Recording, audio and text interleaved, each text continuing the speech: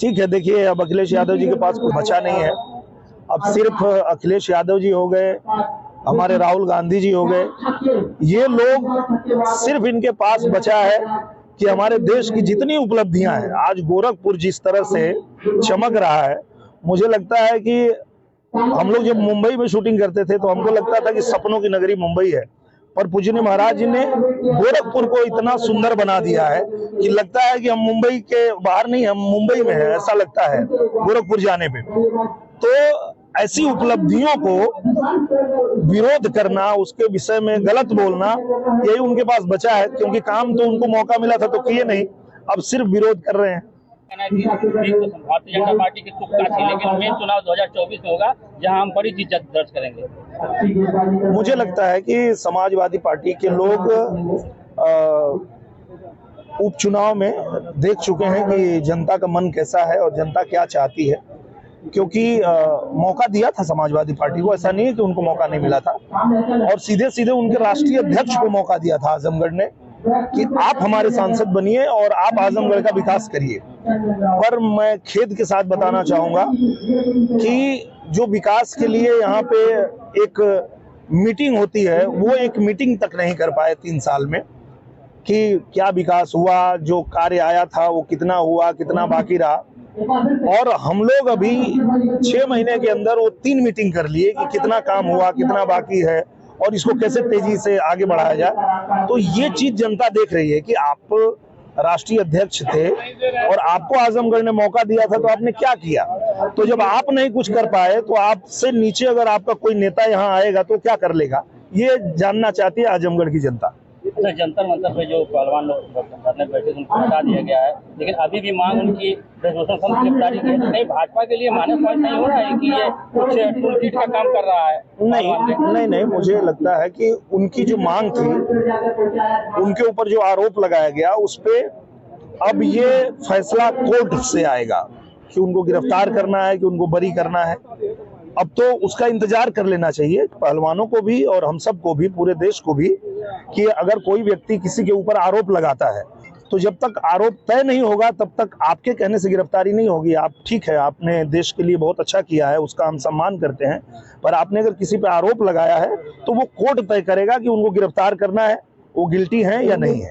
अखिलेश जी ने, मुझे लगता है कि हम लोग जब यहाँ आए थे आजमगढ़, तो उस समय भी हमको पता था, पूरे देश को पता था कि आजमगढ़ एक ऐसी सीट है जहां पे लंबे समय से समाजवादी पार्टी के जो विधायक हैं, जो सांसद हैं, वो जीतते रहे हैं। तो निश्चित रूप से चुनौती तो थी हमारे लिए, लेकिन जनता के बीच में हम लोग जब आए और जनता को हमने ये भरोसा दिलाया कि डबल इंजन की सरकार है देश में, और अगर आजमगढ़ भी उससे जुड़ता है तो तेजी से विकास होगा, और आजमगढ़ की देवतुल्य जनता ने भरोसा किया।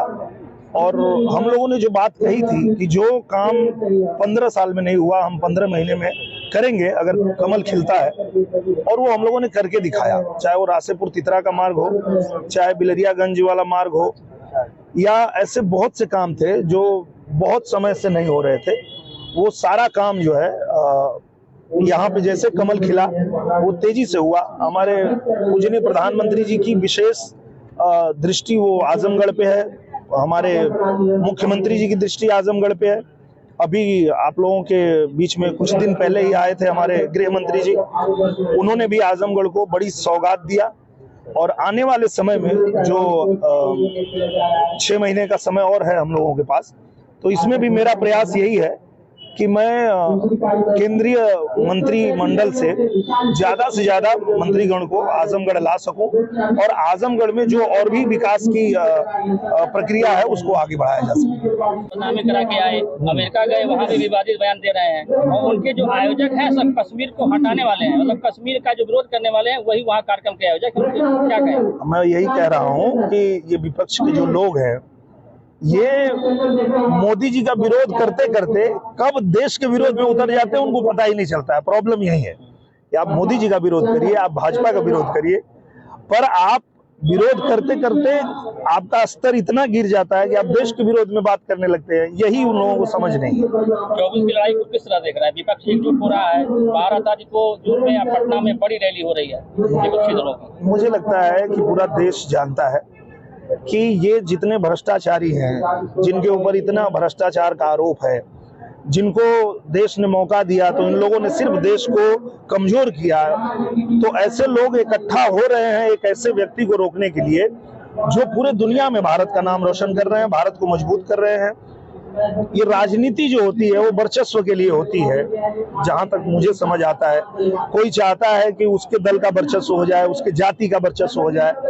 एकमात्र हमारे प्रधानमंत्री जी हैं जिन्होंने पूरे देश के वर्चस्व के लिए काम किया है कि आप हिंदुस्तानी हैं, आप दुनिया में कहीं जाइए तो आपका नाम सुनते ही कि आप हिंदुस्तान से आए हैं, लोग आपको गर्व से सलूट करेंगे। ऐसा काम कर रहे हैं प्रधानमंत्री जी, और उनको रोकने के लिए अगर ये लोग इकट्ठा होते हैं तो मुझे नहीं लगता कि ये लोग इकट्ठा होकर कुछ भी कर पाएंगे। पूरा देश जानता है कि प्रधानमंत्री जी के नेतृत्व में ये देश मजबूत हुआ है और आगे भी मजबूत होगा, क्योंकि प्रधानमंत्री जी की जो प्लानिंग है, संकल्प से लेकर सिद्धि तक, आने वाले 25 सालों में हमारा देश पूरी तरह से विकसित देश बन जाए, इस दिशा में काम कर रहे हैं। तो मुझे लगता है कि पूरा देश हमारे प्रधानमंत्री जी को फिर से सपोर्ट